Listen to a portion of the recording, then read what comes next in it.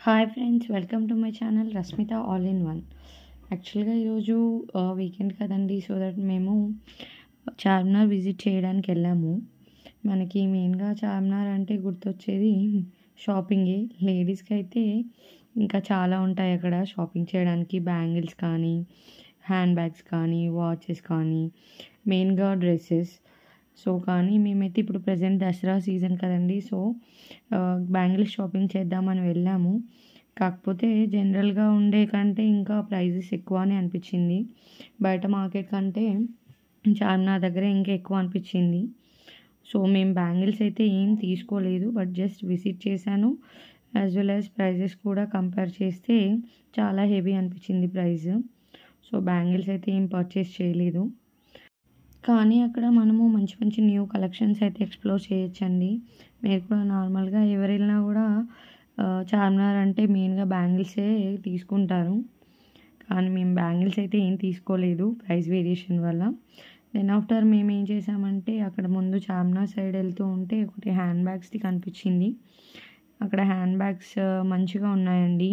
నార్మల్గా 250, 500 రీజనబుల్ ప్రైజెస్లోనే మంచి hand bags అయితే ఉన్నాయి. నార్మల్గా మనకి శారీ పైన కానీ, డ్రెస్ పైన కానీ, సింపుల్గా పార్టీ వేర్ డ్రెస్సెస్కి మంచి లుక్ వచ్చే హ్యాండ్ బ్యాగ్స్ అయితే చాలా ఎక్కువ వెరైటీస్ ఉన్నాయి.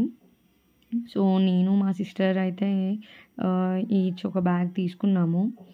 లైక్ 350 అలా పడింది. చాలా బాగున్నాయి బ్యాగ్స్ మాత్రము.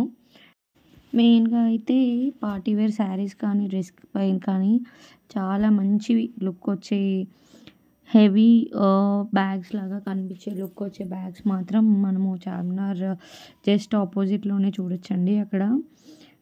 బట్ ప్రైస్ మాత్రం ఫిక్స్డ్ రేట్ చెప్తున్నాడు. బట్ ఎనీహో మేమైతే 2 బ్యాగ్స్ తీసుకున్నాము.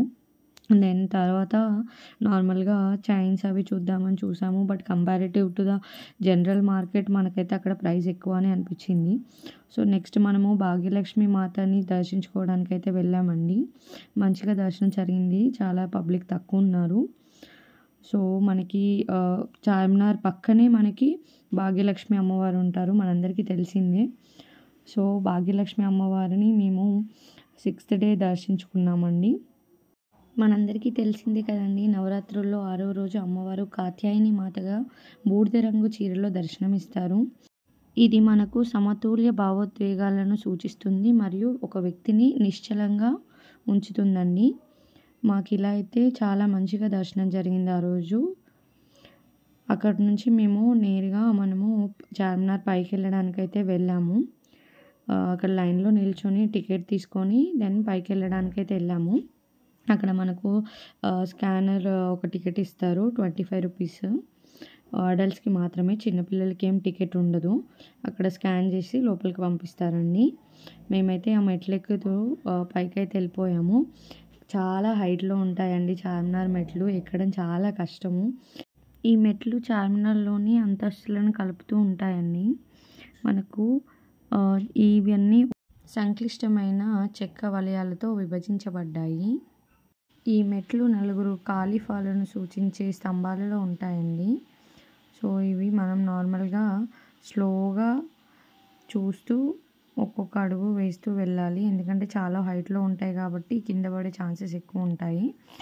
కాబట్టి కొంచెం ఎక్కడానికి చాలా టైం పడుతుంది. మాకు కూడా చాలానే టైం పట్టింది, కానీ ఫాస్ట్గానే వెళ్ళాము.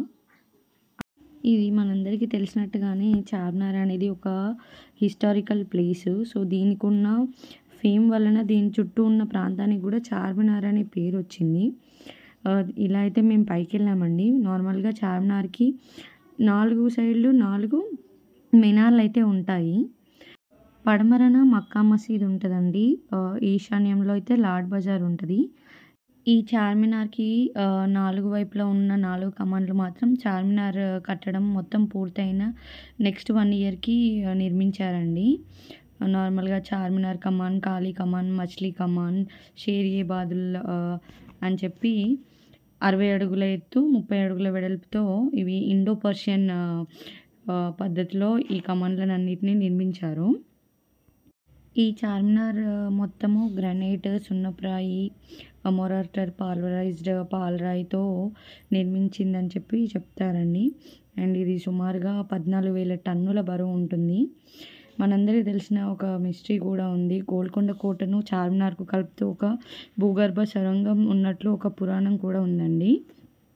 బహుశా ఆ సొరంగం మనకు తెలియనప్పటికీ ఒక ముట్టడి సందర్భంలో కుతుబ్షాహీ పాలకులు ఒక తప్పించుకునే మార్గంగా దీన్ని ఉపయోగించినట్లు కూడా హిస్టరీలో ఉంటుంది. దీని పైకప్పు పడమటి వైపు ఒక మసీదు ఉంది. అలాగే మిగిలిన పైకప్పు భాగం మొత్తం కుతుబ్షాహీల కాలంలో జార్జా న్యాయస్థానంగా ఉండేదండి. సో వాస్తవంగా ఇప్పుడున్న మసీద్ పైకప్పు మాత్రం 4 అంతస్తుల నిర్మాణాన్ని మొత్తం ఆక్రమిస్తుంది.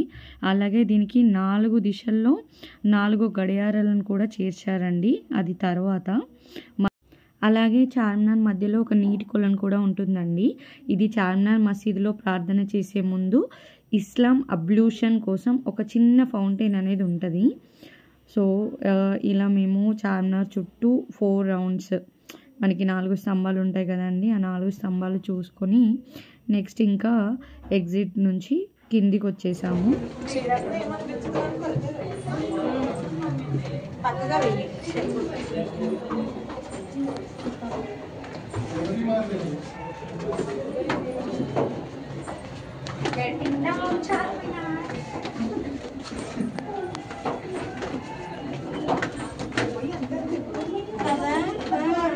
అమ్మా ఎన్ని ఉన్నాయి అసలు?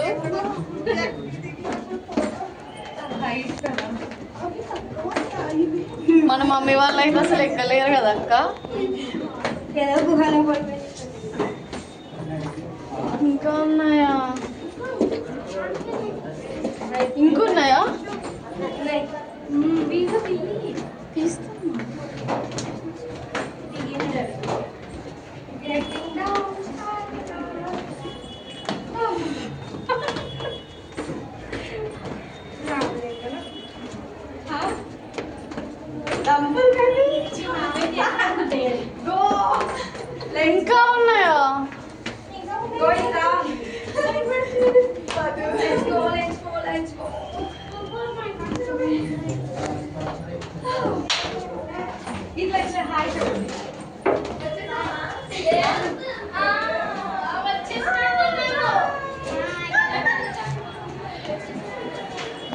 ఇలా అయితే బయటకు వచ్చేసామండి. Thanks for watching our Charminar visit video.